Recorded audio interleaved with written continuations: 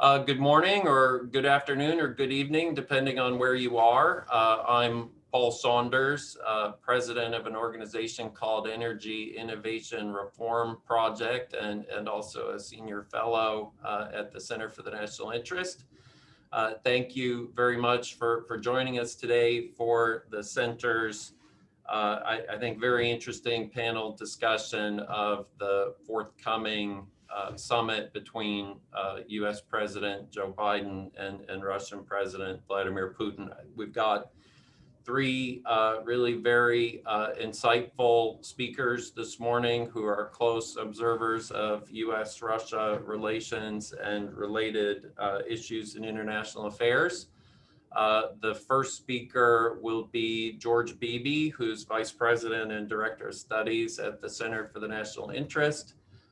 Then we will turn to Andrey Sushentsov in Moscow, the Director for the Institute for International Studies at the Moscow State Institute for International Relations, GIMO University, which many may be familiar with. And then our final speaker will be Melinda Haring, the Deputy Director of the Eurasia Center at the Atlantic Council of the United States. So thanks again to all for joining us, and especially to the panelists. George, let me turn it over to you. Take it away. Great, thank you, Paul. I think that any judgments about the summit, assuming that nothing happens at the last minute to derail it, which is of course not impossible under current conditions, really pivot around two fundamental questions. The first is diagnostic. What is the nature of the ailment in US-Russian relations? And the second question is prescriptive. What should be done to address the problem? And there are major differences between Russians and Americans in answering these questions, although I think both sides agree in principle that the relationship is in bad condition, and they both believe that something must be done to address it. So on the diagnostic side, I'll talk a little bit about the contrasting beliefs. Most American experts, in my view, although certainly not all of them, believe that the fundamental problem in the relationship is Russia itself. The US objects to the ways the Kremlin has dealt with political opposition and dissent. It has long been concerned by Putin's increasingly authoritarian rule. And Americans also oppose Russia's external behavior, which they believe flows from the anti-democratic nature of its internal governance. Among other things, they object to Russia's insistence on having a sphere of influence in its neighborhood. They object to its annexation of Crimea, its direct military invasion of Georgia in 2008, its indirect military actions in Ukraine since 2014. And on top of that, Washington objects to what it sees as aggressive cyber operations and malign influence activities in both Europe and in the United States, which are carried out by Russians inside and outside of the Russian government. And which threaten our critical infrastructure, including the integrity of American elections. Now, on the Russian side, diagnostically, unsurprisingly, the picture is much different. I think most Russians see the United States as the fundamental source of the relationship's problems. In their view, Washington grew too ambitious in the aftermath of the Cold War. It attempted to remake Russia and remake the world according to American preferences. And this, from the Russian point of view, proved to be disastrous. It helped to produce a collapse of the Russian state during the 1990s. It led to destabilizing wars in the Middle East and Central Asia. It produced a long series of punitive sanctions by the United States meant to coerce Moscow into submission. And rather than pursuing Gorbachev's old vision of a common European home in Europe that included Russia in a broad security architecture, the United States opted to try to make NATO the foundation for European security, to bring NATO ever closer to Russia's borders, which in Moscow's perspective, not only threatened Russian security, but also helped to foster anti-Russian nationalist movements in former Warsaw Pact states and former Soviet republics. Now, the prescriptions that each side offer towards solving this set of problems really flow from these contrasting diagnoses. For Americans, the solution is, well, Russia must change. But we doubt that that will happen under Putin. So we've put together a combination of policies that are meant to deter bad Russian behavior and to increase the cost to Moscow of doing things that we don't like. And ultimately, I think most Americans believe that time is on our side, that Russia is a nation in long-term demographic decline, that Putin is ultimately going to leave power one way or another, and that Russia's political and economic imperatives will force it to change its internal and external behavior.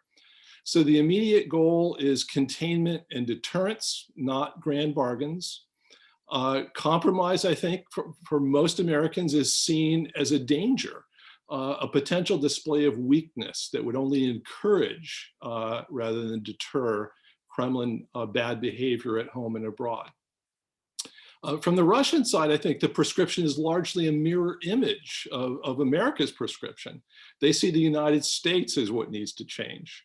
And they see the United States as a nation in decline, plagued by political and social polarization at home, unwilling to accept the reality that its unipolar moment in the world has long been over, and clinging stubbornly to this illusion that the United States and the collective West are still the world's dominant powers and can write and enforce the rules for the rest of the world. So what do we do in this kind of situation? The Russians, I think, are saying, we can't force the United States to change, but we can resolutely defend our vital interests and exercise strategic patience. We can prevent NATO expansion to Ukraine, Georgia, and even Belarus. We can minimize our vulnerability to economic blackmail. We can step up security cooperation with China as a counterweight to US power. And we can use cyber operations to remind Washington that the United States, just like Russia, is vulnerable to outside political interference and should reconsider its transformational approach to the world. So we're really at fundamentally different places in how each side sees this relationship and what ought to be done. So what am I looking for at the summit in the context of all of this? I think the key question at the summit is not whether the two sides can reconcile these enormous differences in how they each see the problem and each see the solution. That's not possible. The question is whether we can find a way to manage the practical implications of these differences so that we can minimize the dangers of a direct confrontation that I think each side sees as potentially catastrophic, neither side wants. So the first thing I'll be looking for at Geneva is whether there is a candid expression of these differences. Criticism and complaints about the other side's behavior are not necessarily a bad thing, in my view. Papering over our differences won't help. We have to figure out a way to manage them. We can't manage them unless we understand what they are. And I also think politically, each side benefits from making clear its objections to what the other side is doing. That can buy some political room on both sides for practical steps toward managing this relationship, making it more stable and less dangerous. The second thing I'm looking for is whether they can establish a framework for managing our differences. I don't expect any of these big issues to be resolved, and trying to resolve them this early on is probably unwise. But we can come up with a process for containing and managing our differences. The summit can kick off that process. So I'm going to be looking for whether we establish a mechanism for normalizing diplomatic relations. We have a situation where neither ambassador is currently in the country that they're accredited to. Each side's diplomatic and consular staffs have been slashed dramatically. So we need a process for restoring normal diplomatic representation on each side. I'd also look for whether we're establishing working groups to deal with various functional and regional issues, for establishing strategic stability, for figuring out some cyber rules of the road that will govern each side's behavior, and for minimizing the likelihood of unwanted direct military conflict. Third thing I'll look for is how the two sides handle the aftermath of the direct meetings themselves. Is there a joint statement? Is there a joint press conference? Given these long-standing and deep differences that I've described, I wouldn't be surprised, and I wouldn't find it concerning if the two sides elect not to issue a joint statement or not to hold a joint press conference. And then the final thing I'll be looking for is atmospheric. I don't expect personal warmth between the two presidents. By all accounts, neither one is a fan of the other one. But I will look for whether there is a business-like and pragmatic atmosphere between the two presidents, something that I think is realistic to expect and certainly necessary if we're going to be able to manage the differences we have. Thanks. Terrific. Thank you very much, George, for that overview to get us started here. Let's turn to Andrey Sushentsov and have a perspective from Moscow. Please, Andrey. Thank you, Paul. George, excellent start. I think that I can really scarcely something to add in terms of the overview of the relations. Moscow's list of grievances toward the United States is really long, but I don't think that that would be the major point that would be discussed at the summit. I would remind the audience that the last summit, the failed one, has been held several years ago in Finland, and that was one of the biggest disasters in Russian-American relations. I think the symbol, the sign that we can get something from this meeting in Switzerland, something better, something bigger than we had in Finland, would be already good enough in terms of the output of this summit. What is different between the two meetings several years ago and this one? We have a new administration in the White House, and I think that we now have a more coherent American foreign policy that does not sabotage itself. There are fewer warring parties that are trying to undermine what White House wants to achieve. And I think there are more chances that something that can be achieved at this meeting would stand after the end of the term of Joseph Biden. For me, the good sign is that American political language toward Russia has started to resemble a bit of Russian political language toward the United States. This term, stable and predictable relations, as a goal of bilateral relations, is a long-standing, multi-decade term that Russian foreign policy uses as an exemplar of the desirable state of relations with most important partners globally: China, India, European Union, and the United States. I can point to several doctrinal documents of Russian foreign policy for the last several decades using specifically this language, like what we need to have with the United States to get relations to a strategic level. Four major prerequisites: first, stability and predictability toward one another. And the second part of this equation is equality and respect for mutual interest, including non-interference in each other's affairs. So this equation of five major prerequisites is like an ideal prerequisites for the durable state of Russian-American relations. Can we achieve them now? I don't think so. I think that we're not yet there. I think that both sides have a temptation to outlast one another, to see one another rather as an asset to mobilize against, to rally allies around itself in competition with this partner adversary.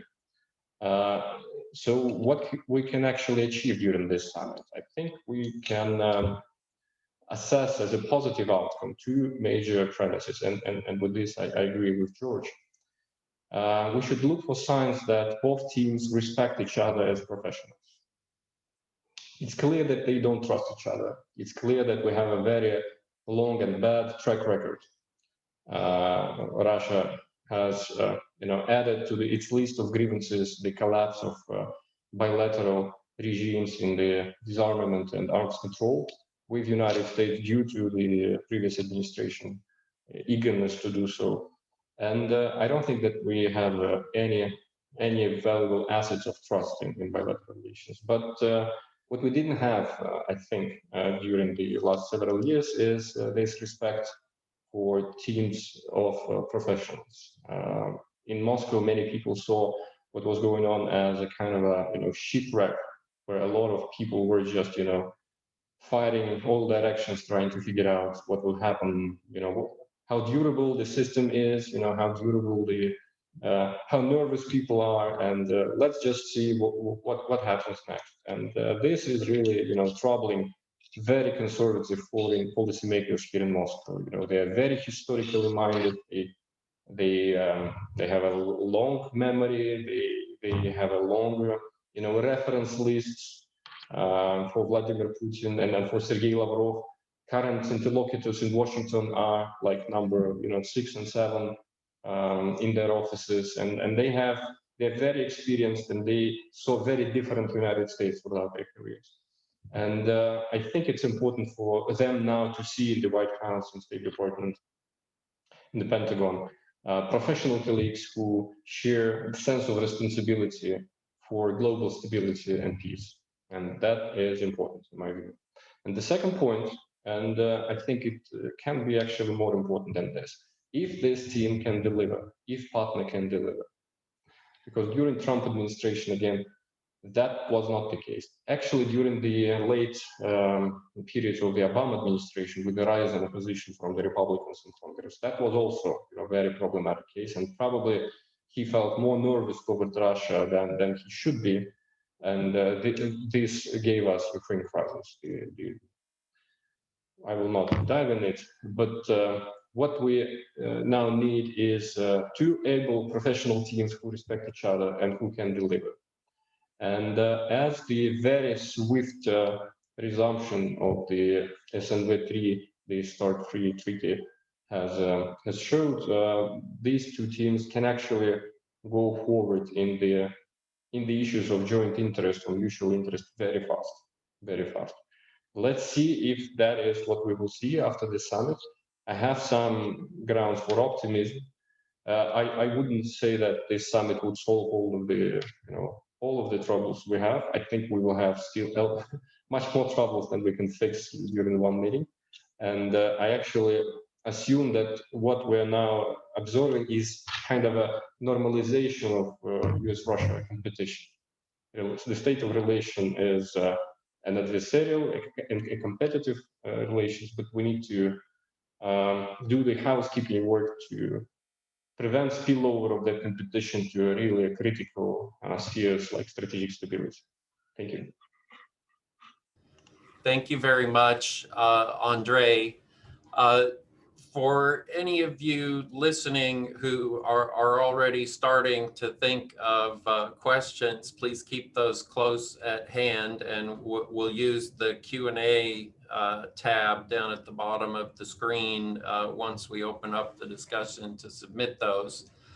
Let me now turn, after Andrey's very helpful kind of description of perspectives from Russia, to Melinda Haring for another view from Washington. Melinda, please. Thanks. Hi, Paul. Good morning, everyone. It's great to be with you, George. It's great to be with you, Andrey. I'm going to cut to the chase. I think this is going to be the most boring summit ever. I think George has framed it nicely. And as Andrey has noted, predictability and stability are the watchwords from the White House. George, Andrey, and I can basically script what's going to happen. It's going to be a snooze fest. That's my prediction. I think the guys have made a lot of really good and valuable points, but I think they missed something. Who's going to come out on top is one of the interesting questions. And I would argue that Putin already got what he wants. So I'm on this panel because I'm a baby hawk. I'm not a big hawk. The big hawks would say that Biden shouldn't have met with Putin without any preconditions. I don't agree with that. I think it's important, given where U.S.-Russian relations are, for Moscow and Washington to talk. Should Biden have insisted on some preconditions? Sure, they already made that decision. I think it's pointless to go down that and litigate that point. Some of my colleagues want to litigate it. Great, go to the academy. I think that the decision's been made. So Anton has made a point that Team Biden comes with much more capable leadership, which is wonderful. The adults have returned to Washington. The adults are now back at the State Department, the Department of Defense. Fabulous. But so what, Andrey? The differences, as George has outlined, are so large between Moscow and Washington that it doesn't really matter. Yes, I'm glad that there's capable people in these positions in Washington. You know, it enables us to sleep better at night, but the differences between Moscow and Washington are immense, and relations between Washington and Moscow are probably at their worst. I disagree with George on a couple of points, though. I think he did a nice job of framing the way that Washington and Moscow see things differently. I would just say, though, on NATO, I respectfully disagree. Yeltsin accepted NATO expansion. So did Putin when we invited the Balts. The problem emerged after the color revolutions broke out. Of course, Russia didn't love NATO expansion, but we kept cooperating. That's the one correction that I would say. And George and I have an ongoing debate on this point. On George's point, what to watch for, and is any progress possible? It's minimal. You know, they're going to talk. We know what they're going to talk about. They've heard, the White House has told us what to expect. They're going to talk about Navalny. They're going to talk about Ukraine. They're going to talk about Belarus, and they're going to talk about cyber threats. I don't think you're going to make any progress on these issues, frankly. The one area where we might be able to make a little bit of progress, and George was right to note this, is on strategic stability. Maybe, let's try. Let's see if we can make something happen. And I think George is really right to focus on getting the embassies up and running again. The ambassadors, like he said, are home, and that's not working. We need to have representation in both countries. So those are, I would say, in closing, I'm just going to be very short and sweet. My expectations are very, very low. The White House's expectations are low. It's good we're talking. I would like to see more contact between the Russian people and American people. So, you know, in this time of really tense relations, I think it's important for people to be coming back and forth, and for Americans to be learning Russian, and for Russians to be learning English, and to try to keep the relationship between people warm as it can be. Thank you very much. Thank you, Melinda, for that. Also, I think very you know, thoughtful and important assessment of where we are in the relationship. So let's open it up for questions. As I mentioned just a few minutes ago, if you have a question, please use the Q&A tab at the bottom.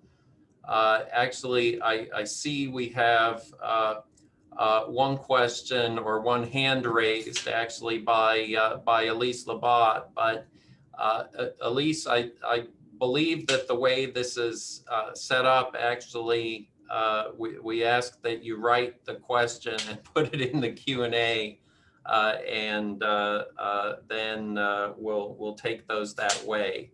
As we wait for those questions to come in, let me maybe ask each of the panelists just very briefly to respond to one of my questions. To what extent is the challenge here just the fact that the United States and Russia don't really accept one another's definition of their interests as legitimate? Could we perhaps get a brief comment from each of you on that point? That's exactly right, Paul. It's a big deal. So I expect President Biden to zero in on this point and to say to President Putin, we do not accept your spheres of influence argument. And that's, I don't know how you get around that, right? Because Ukraine, Belarus, Russia's domestic politics, NATO expansion, all revolve around who owns what. And do Belarusians get to decide their future? Do Ukrainians get to decide their future? Or does Vladimir Putin? And I think it's an insurmountable problem. George, Andrei, either of you have a thought on that point? George, please. Well, I agree. I think the relationship for a long time featured the United States telling Russia, at least from Russia's point of view, it was lecturing Russia on what Russia's national interests really were and explaining to the Russians why they really didn't understand what was in their own best interests. For example, NATO enlargement. NATO enlargement, we told the Russians, was actually in Russia's interests because it expanded the sphere of good governance and liberal democracy ever further. And this was a good thing from Russia's point of view. Now, unsurprisingly, the Russians didn't see it that way, number one, and number two, objected to the audacity of the United States purporting to lecture Russia on how it should see its own national interests. Now, the same phenomenon is going on in reverse, I think, as well, where the Russians are telling the United States, what the United States ought to be doing in the world and how it ought to be defining its own interests. And that sort of conversation doesn't go well.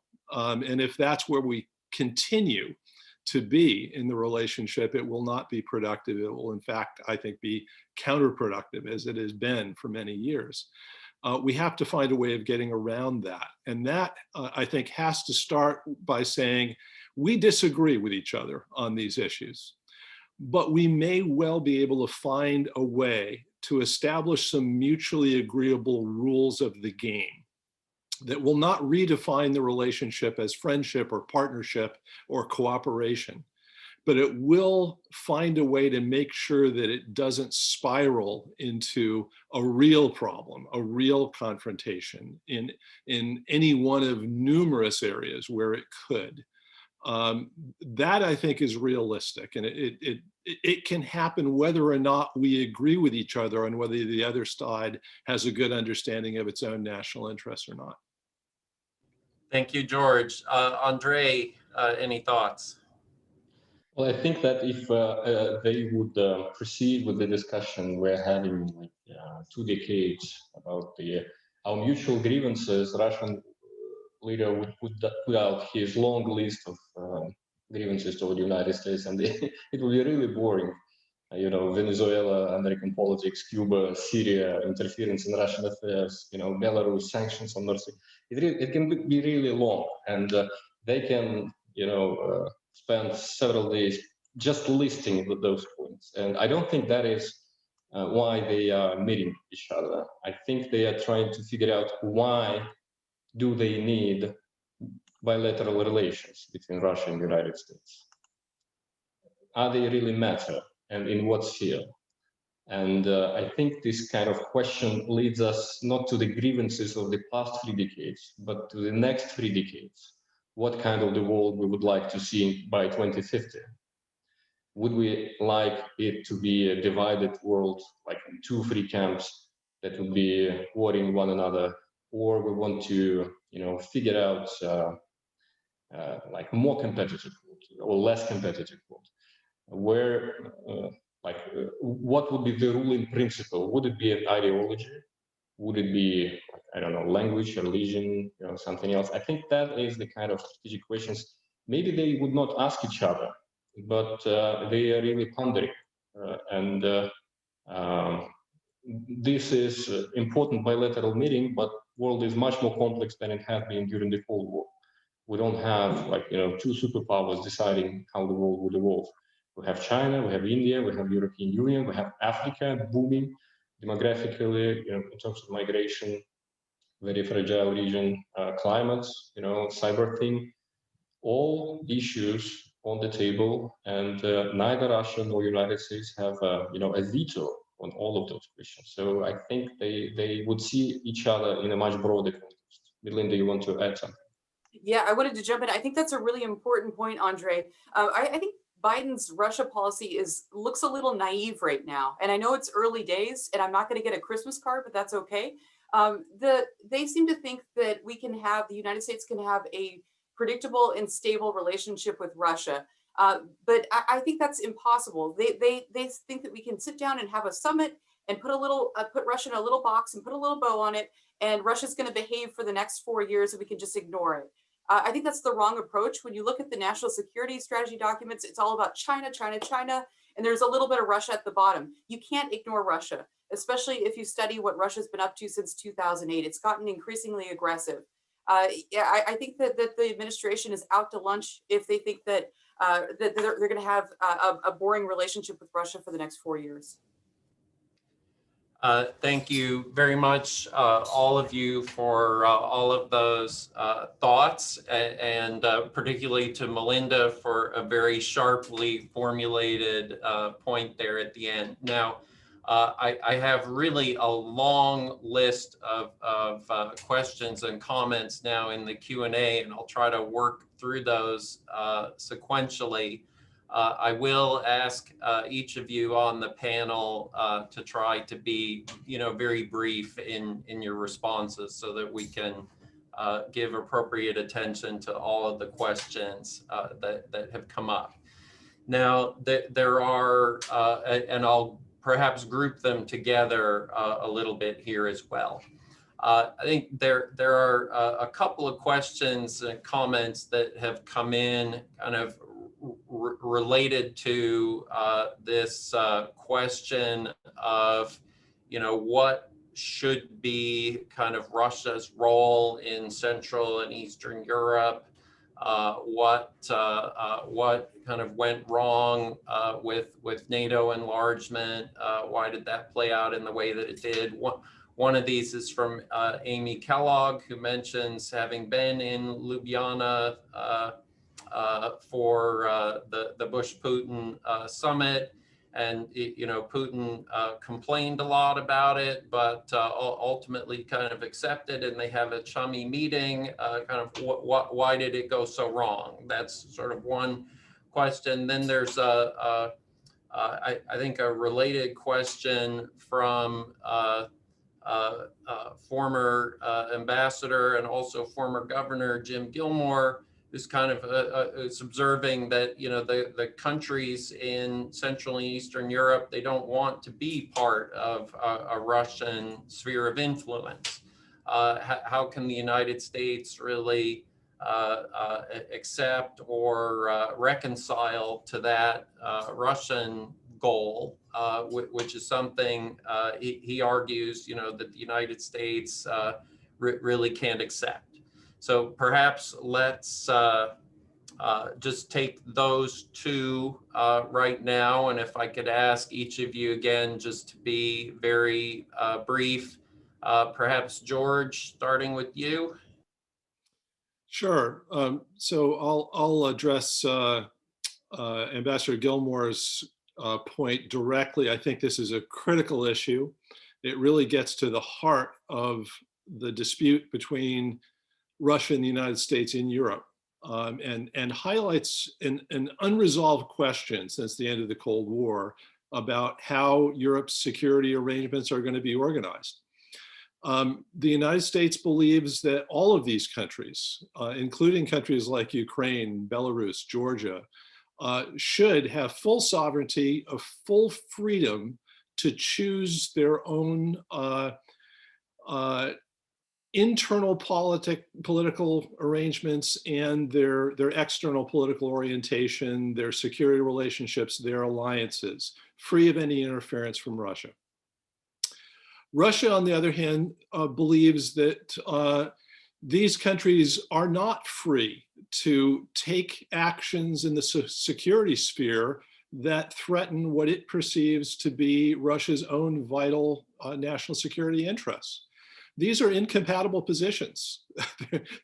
they are fundamentally opposed to one another. So how do you deal with that? One way you deal with it is through the power relationship itself between the United States and NATO on the one hand and Russia on the other.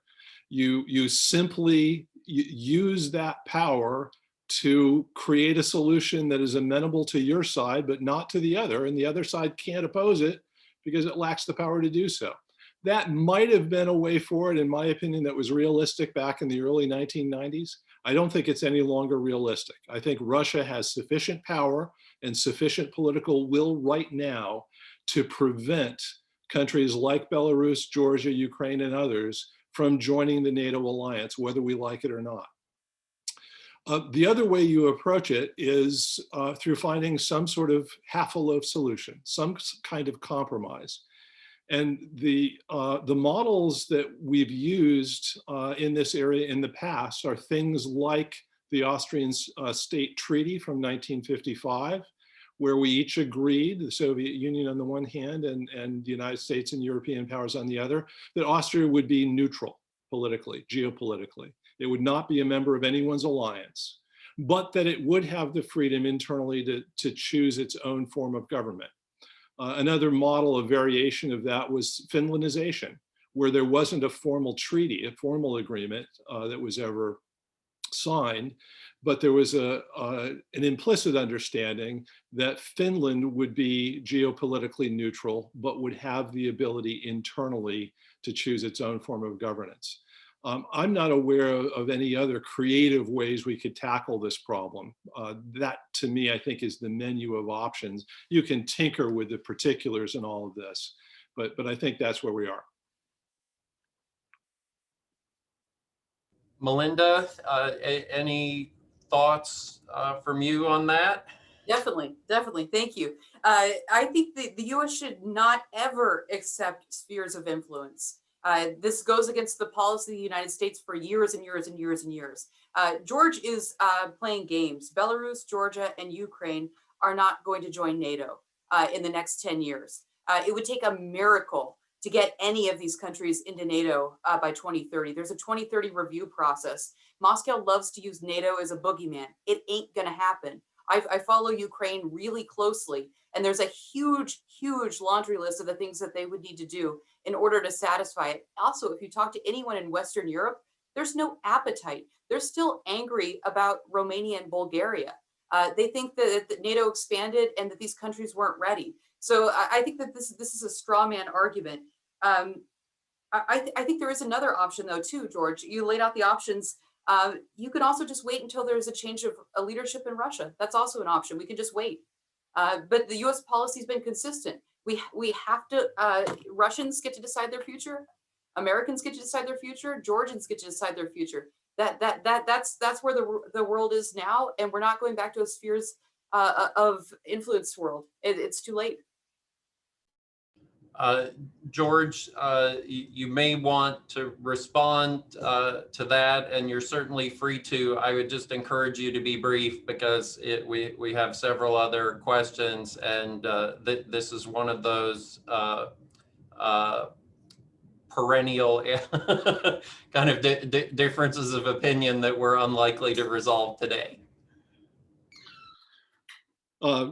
Just very briefly, if Melinda is correct that the prospects for NATO membership in Ukraine, Georgia, and even Belarus are so remote that it's not even on the table, then the United States wouldn't be compromising very much by saying to the Russians, this isn't going to happen. Let's remove it as a question of concern.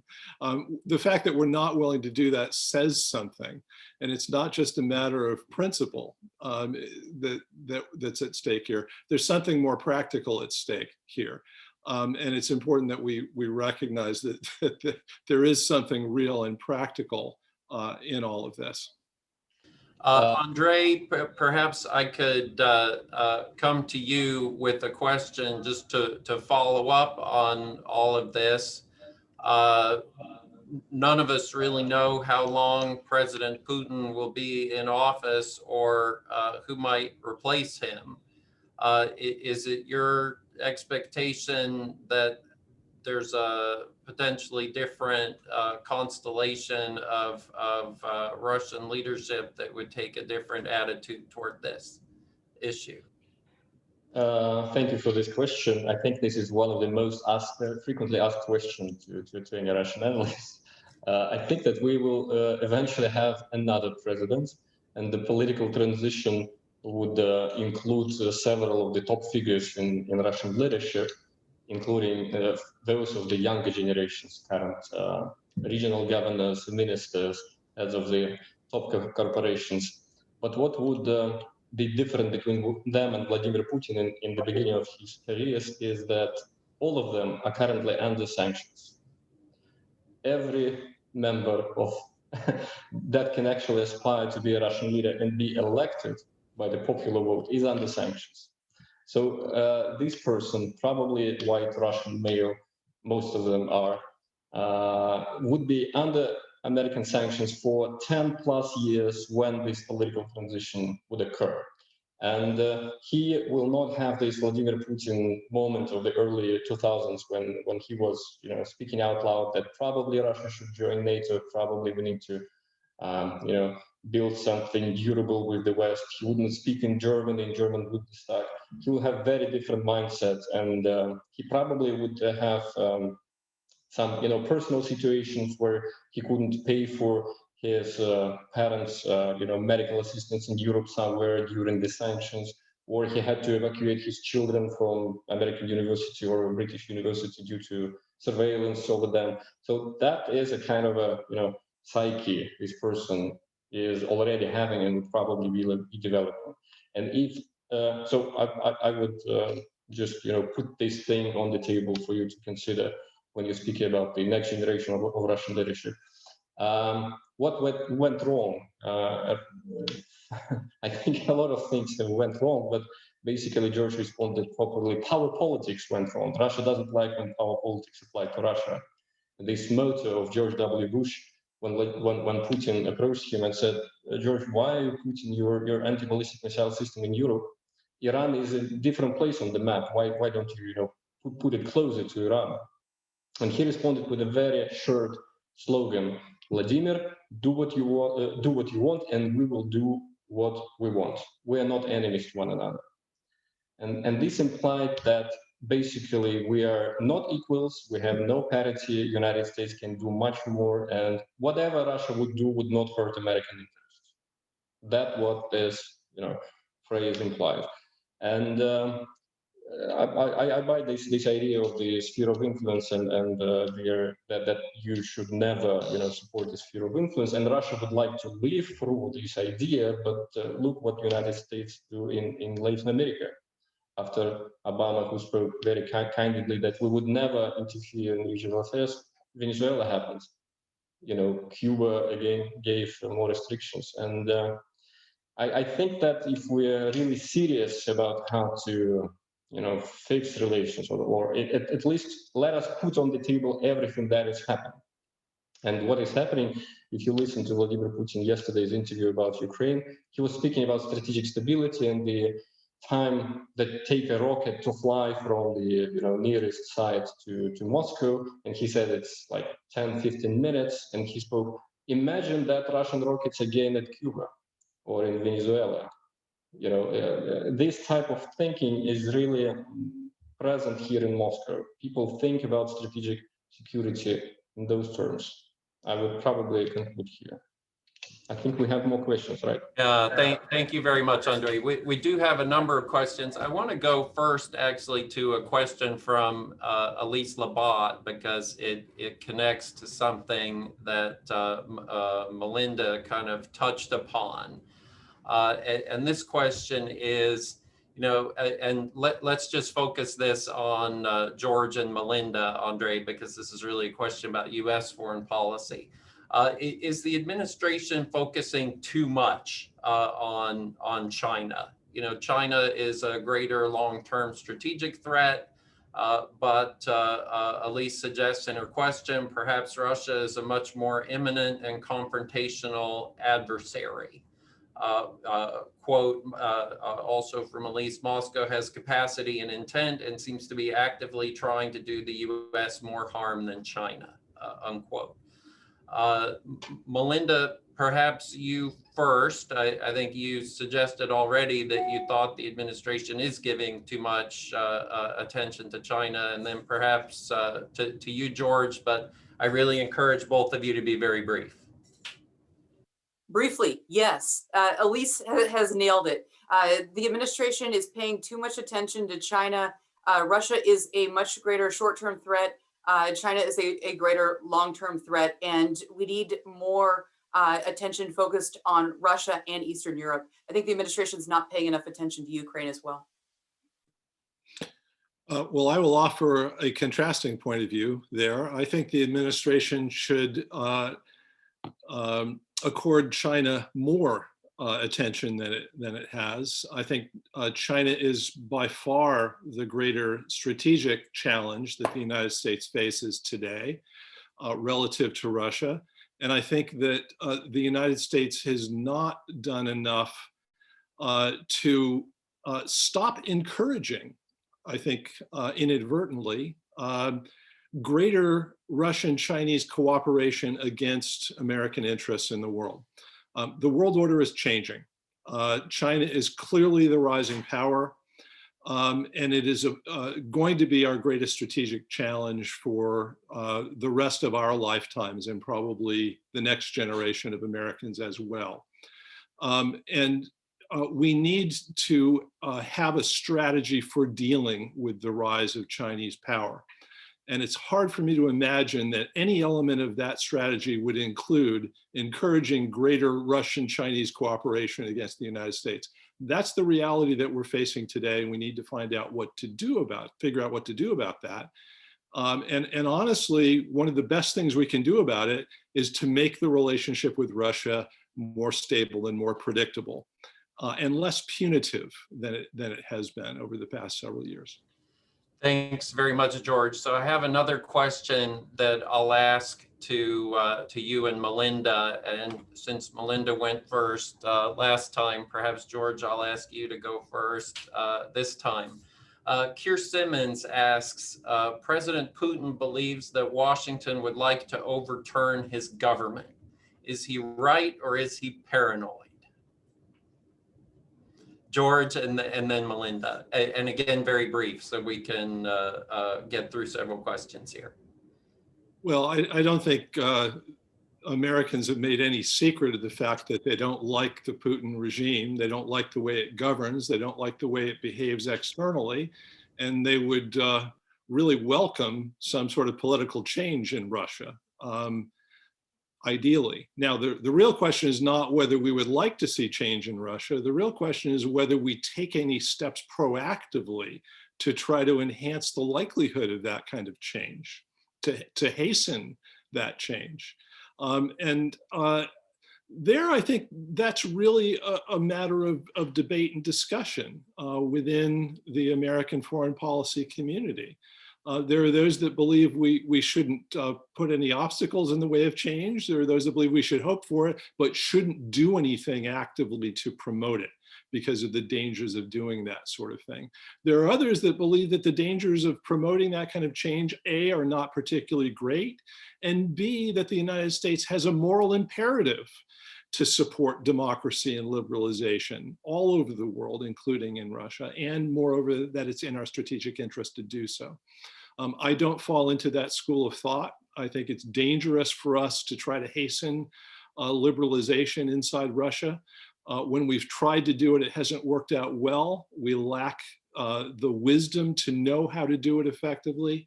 Moreover, we're extremely vulnerable. I think the United States has never been more vulnerable to external interference in our system than we are right now. We're vulnerable politically because we're so polarized within the United States. We're also vulnerable to cyber operations. We're dependent on a digital infrastructure that is almost defenseless, that can't really be defended.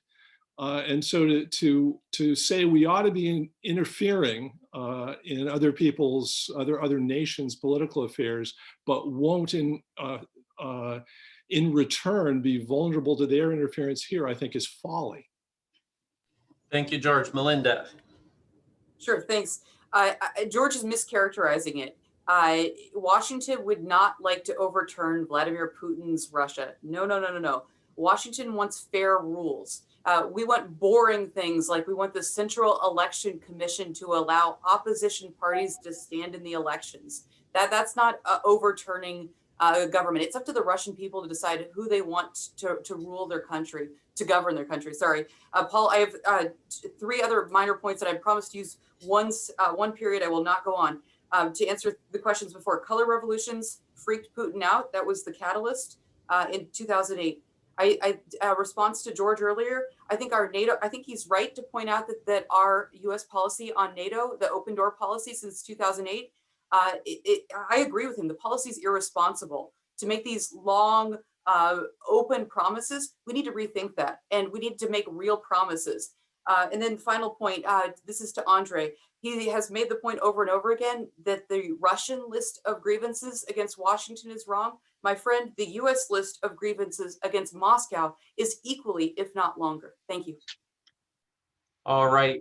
Thanks so much to both of you. Now, Andrey, I have a couple just for you here sequentially from people listening in who'd like to hear your point of view. So first from Evan Sankey, how are Trump's America First views understood in Russia's policy community? Do Russian observers see that as being kind of permanently ostracized from the American mainstream, or as a foreign policy tendency that could eventually become part of the mainstream? And then I'll come back to you with another one. Well, you know, it was a problem for many people here to conceptualize properly who are the people around Trump, and whether this is a new mainstream, and whether it would resurrect it sometime. As you know, Dostoevsky is optimists. We usually believe that everything bad that can happen would happen, and like, you can never tell if you know, something of a tornado can come out through the Russian-American relations once again. This can happen, and we're not opting, we're not betting on the possibility that this would not happen. This would, like, we are assessing the bilateral relations, disregarding who is in office, and I don't think that Trump personally was, you know, the cause of the collapse of bilateral relations. It is more underlying reasons. And if I can take the argument from Melinda, it's not clear what would happen if you know, fair rules in American electoral system would work and would deliver very different electoral results and bring Trump again in power in 2024. All right, Andrey, let's send another one to you. This is from Randy Levinas at the U.S.-Russia Business Council. Beyond the kind of traditional issues that the two sides are talking about, the Biden administration has tried to point toward a positive agenda. They've included climate and sustainability there. What do you think is Russia's positive agenda? Positive agenda. Vis-a-vis the United States, yes, kind of an area for potential cooperation. In the perfect world, I would recommend two presidents to think about the 2050 and how we basically spoiled 3 decades on very negligible political results. You know, spending a lot of time, effort, and money on political and successful military enterprises, and maybe trying to resurrect the idea of the peace dividend. You remember 30 years ago there was this idea that the end of the Cold War can bring very broad economic boost to economies on the planet if you would redirect efforts from the military sphere to the development. And I think we have really big issues on the agenda, including climate, cybersecurity, rare materials, rare metals that are needed for a green turn in the economy, space cooperation, digital currencies. You know, this is really both problematic in terms of Bitcoin, and maybe it would, you know, bring some opportunity. Currently, Russia is exploring its own digital currency and trying to figure out what it can do jointly with China. Why not, you know, speak about it in a broader circumstances. And then, classical issues of non-proliferation and general well-being of humanity. I think those are the big strategic questions that are up to the presidents of two leading powers. Okay, thank you very much, Andrey. So we have two more questions here, which I'll just ask together, and so that we can try to end in a timely fashion, and each of you please answer one, the other, or both as you prefer. So Marvin Ott has put forward a hypothesis. Putin has painted himself into a strategic corner, bad relations with the West, declining economy exacerbated by sanctions, growing dependence on China, which has an economy and a defense establishment that's much bigger than Russia's. And by the way, the Chinese don't like Russia. So this is kind of question one. Has Putin's policy really been that successful? Then we have a question from Georgy Asatryan, actually to Mr. Sushentsov. He says, I won't read the whole question, but I think what it boils down to is, Russia sees a multipolar world that's really already emerged and is kind of growing only stronger. The United States hasn't really accepted a multipolar international system. Isn't there just a fundamentally incompatible perspective between the two on how the international system works, and doesn't that prevent any kind of cooperation? That's for me, right? Or yeah, that's for you. Why don't you start with that one, and then perhaps we could go to Melinda and George on Mr. Putin being in a strategic corner. The multipolarity question. This is in line with the Russian strategic thinking and its interpretation of where the history goes. The absence of the single pole, the end of the unipolar moment, eventually drives significant military and in economic terms powers to become the centers of gravity globally. Russia is one of them. India, European Union, probably Brazil, United States. The world is becoming a thicker place, and this would not mean that it would be a more stable place, because like with Russian-Turkish crisis in 2015, that is the sign of multipolarity. Turkey behaved not like classical NATO ally, but as an independent strategic actor that can and want to use force, including against allies like Greece. And that was a surprise for Russia. And this is not the multipolarity we want, but this is probably the multipolarity that it would, develop into. So we need to be responsible for the stability of the global system, to share, to be mutually concerned about interests of one another.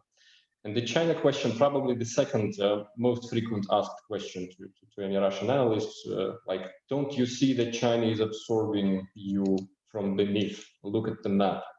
And this is a type of the questions I actually hear like 15-something years. And a good Russian proverb is a proper response. Такими друзьями врагов, the end of this question is that, don't you see that China is your enemy? So why don't we, come together and Russia join the West? And the good Russian proverb here is с такими друзьями врагов не нужно. With friends like this, meaning United States, you don't need enemy. And we don't share with China, very many things. I don't think that we even have a comprehensive trust. but we are on the same page in strategic terms. We border each other with the least populated, least developed regions, and basically standing back to back, facing United States in the Pacific and in Europe. And for now, probably for the next several decades, well, at least one decade, this is the strategic framework we are operating in. Let's see what would change, but actually, I don't think that a lot will change in this respect. I will stop here. Okay, terrific. Thank you very much, Andrey. Let's go quickly to George and Melinda on this same point of Mr. Putin painting himself into a corner. I think Marvin is correct that Russia and Putin face some real strategic challenges. I think he's also correct that Russia is not unaware of China's rising power and is not unaware of the dangers of being a junior partner to China and all of the problems that might pose over the longer term for Russia's freedom of maneuver in the world and for its aspiration to be one of the world's great powers. And I think that's part of the reason why Putin wants to have a more stable and predictable relationship with the United States, so that he's not forced to align more closely with China than Russia would otherwise prefer to align.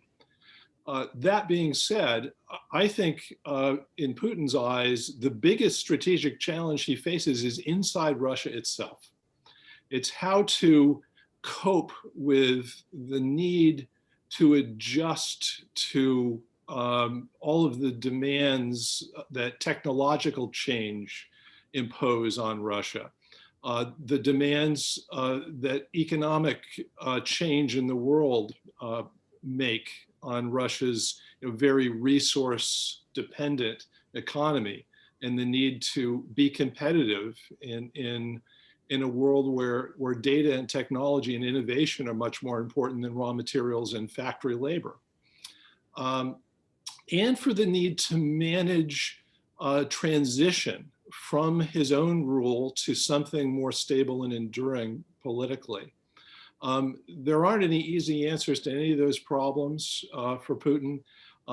What I think he does want to do is to find a way to adjust to them in a stable and evolutionary way, rather than in a disruptive, destabilizing, revolutionary way. And it's easier, I think, from his point of view, to do that, to make those adjustments, if he's not facing a United States that is fundamentally hostile to Russia and that is intent on hastening what he is concerned will be destabilizing change in and around Russia. Thank you, George. Melinda. Thanks, Paul. I'll be really brief. I think Marvin has identified a number of problems, like George said. They're real problems. I put some more on there. Putin's response to COVID hasn't been great as well. And George and Andrey and I you could add many, many more. But I think that the important point is that Putin and his regime is still very durable and very strong. And if his health holds out, he could last another 10 years. So I think in Washington, it's easy to make a list of all the vulnerabilities of the Russian regime. And the list could be pretty wrong, but I would not underestimate the strength of the regime in Moscow. Thank you very much, Melinda. We're under some time pressure here to wrap up. I know that a couple of our speakers have other commitments. I do have one question I want to toss to you, Melinda, because I think it's certainly kind of very much on target in terms of your work there at the Atlantic Council, and it's an important question that's linked to what we've been talking about. So Ukraine's President Zelensky, of course, wanted to meet with President Biden before Mr. Biden met Putin. That didn't happen.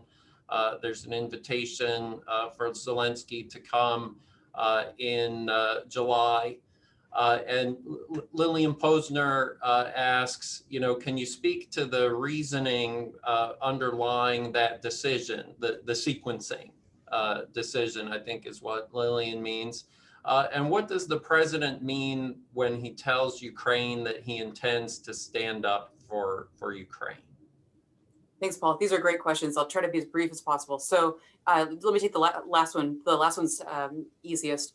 What does he mean when he says he's going to stand up? It's a very big promise. It does not mean war. Let's be clear about that. One of the problems, I have a little bit of a problem with his language because it does sound very bold.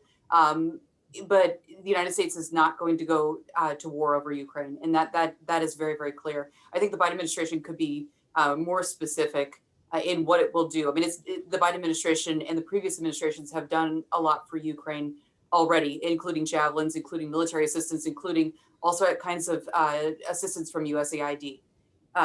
The first part of the question, the sequencing question, is a little bit tricky. Yes, the Ukrainians have been begging for a visit for a long time. They were insistent on a phone call. They got their phone call. They're not happy, obviously, that Moscow, that the president's meeting with Putin before Zelensky. I see the visit, the July visit, Zelensky coming to Washington, as a apology for the decision that the Biden administration made on Naftogaz, I'm so sorry, on Nord Stream 2. The Biden administration waived the sanctions. That was not a decision that anyone in Central Europe and in Ukraine was expecting. The Ukrainians are really mad. They feel betrayed. There were no security guarantees given to Ukraine when that decision was made. So the Biden administration has realized belatedly that it needs to do something. So it's finally offered Zelensky a visit. That's how that would be my interpretation. Thank you.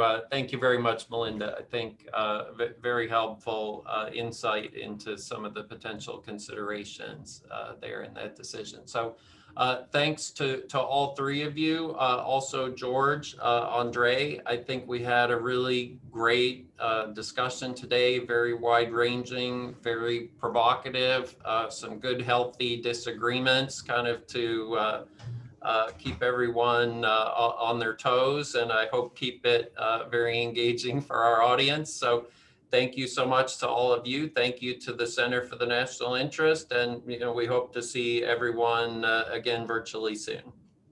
Thank you. See you. Thanks, Paul.